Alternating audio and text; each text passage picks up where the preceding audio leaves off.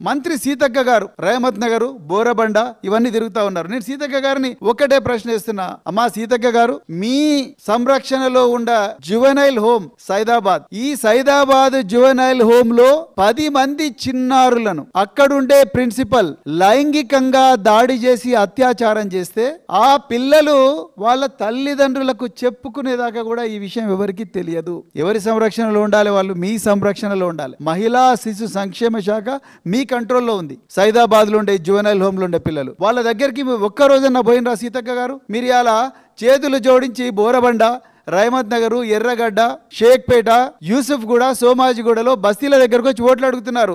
ఒక్కసారైనా juvenile home దగ్గరికి పోయినరా? మీరు పోలేదు. ఒక్కసారైనా మరి ఇలా మహిళ ఈ బాలల హక్కుల సంఘం సీతా దయాకర్ రెడ్డి గారు, మీరు ఒక్కసారైనా జువెనైల్ హోమ్ ప్రిన్సిపల్ గారిని కానీ, లేకపోతే డిస్ట్రిక్ట్ చైల్డ్ వెల్ఫేర్ ఆఫీసర్ కానీ, director women and child welfare గారిని ఒక్కసారైనా పిలిపించిండ్రా?